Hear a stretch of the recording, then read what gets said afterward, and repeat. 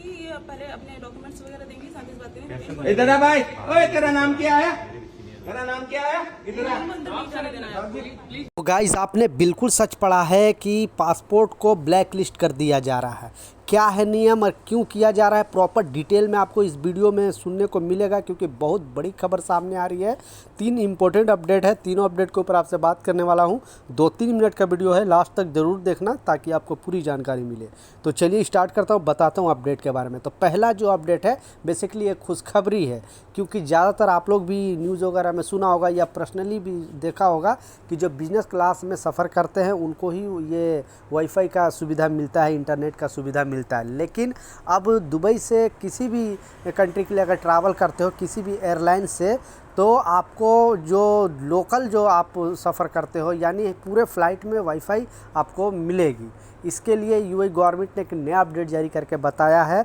तो सिर्फ अब बिज़नेस क्लास वाले लोग को ही नहीं ये सुविधा मिलेगी, सारे लोगों को फ्री वाईफाई मिलेगी, आप इंटरनेट चला सकते हो। ये यूएई गवर्नमेंट का एक नया अपडेट है। अगर आप दुबई के लिए ट्रैवल कर रहे हो तो दुबई के किसी भी एयरलाइन से, या इतिहाद हो, इमरात एयरलाइंस हो, फ्लाई दुबई हो, तो सारे सुविधा जल्दी से जल्दी ये लागू होने वाली है। दूसरा जो सबसे इम्पोर्टेंट अपडेट है, आपने बिल्कुल सच पढ़ा है कि सिर्फ गर्लफ्रेंड को दिखाने के चक्कर में ये शख्स को दिल्ली एयरपोर्ट से गिरफ़्तार कर लिया गया। बेसिकली ये अपने गर्लफ्रेंड को छोड़ने के लिए जा रहा था, ये अदर कंट्री के लिए जा रही थी। तो ये क्या किया कि सिर्फ अपने गर्लफ्रेंड को दिखाने के लिए कि मैं तुम्हारे साथ भी जा सकता हूँ, अंदर एंट्री कर सकता हूँ एयरपोर्ट के अंदर। तो जैसा आप देख सकते हो, गर्लफ्रेंड के साथ एयरपोर्ट पर मस्ती पड़ गई महंगी, कैमरे ने पकड़ लिया इनका ऐसा कांड, सीधे भेजे गए जेल। तो बेसिकली जैसा मैं आपको न्यूज़ में बताया, गर्लफ्रेंड को दिखाने के चक्कर में इनको जेल का हवा खाना पड़ा। और बेसिकली हुआ क्या, क्योंकि ये अंदर विदाउट टिकट का एंट्री करना चाहते थे और ये सोचते थे कि मैं विदाउट टिकट का एंट्री कर लूँगा।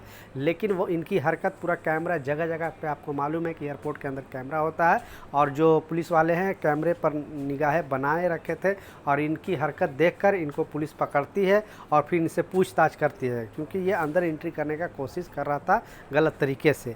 फिर इनको पुलिस हिरासत में लेती है और इनको अभी फ़िलहाल जेल में रखा गया है। अब इनको कुछ ना कुछ जुर्माना इन पर लगाया जाएगा या फिर कुछ दिन को जेल का सज़ा भी हो सकती है। तो ऐसे मस्ती मजाक बिल्कुल एयरपोर्ट में बर्दाश्त नहीं है, क्योंकि इस तरह का हरकत करने वाले को जेल तो लाजिम होना ही होना है। लास्ट जो सबसे इम्पोर्टेंट अपडेट है, आपने बिल्कुल सच पढ़ा है कि ये जो शख्स की आज मैं स्टोरी बता रहा हूँ, और ये जा रहा था बेसिकली दुबई जा रहा था कमाने के लिए। अपने बिहार से गोपालगंज के रहने वाला शख्स था, ये जा रहा था दुबई कमाने के लिए। तो इनके साथ क्या क्या घटा और इनका जो पासपोर्ट है ब्लैक लिस्ट क्यों किया गया, क्योंकि अब ये ट्रैवल नहीं कर सकते हैं। ब्लैक लिस्ट का मतलब है ये अब दूसरी कंट्री में ट्रैवल ही नहीं कर सकते हैं। इनके पासपोर्ट पर अब दूसरा वीज़ा इशू नहीं होगा, और ये इमिग्रेशन टीम जो है वो कड़ा एक्शन लिया है, और ऐसे बहुत सारे यात्रियों के साथ होने वाला है आने वाले दिनों में। ये पहला शख्स है, क्योंकि इस नियम के तहत लोगों की जानकारी होना बेहद ज़रूरी है कि आप भी अगर इस तरह का हरकत करोगे या मिस्टेक करोगे तो आपको भी ब्लैक लिस्ट कर दिया जाएगा, वो भी आपका पासपोर्ट को ब्लैक लिस्ट कर दिया जाएगा। तो पहले आप देखें ये नियम है क्या। तो जैसा बताया जा रहा है, अपनी तमाम हसरतों के साथ धनंजय कुमार यादव दुबई जाने के लिए दिल्ली के इंदिरा गांधी इंटरनेशनल एयरपोर्ट पर पहुंचता है। एयरपोर्ट के टर्मिनल 3 में दाखिल होने के बाद धनंजय के सामने एक ऐसा शख्स सामने खड़ा हुआ जिसके उनके पैर तले ज़मीन खिसक गई।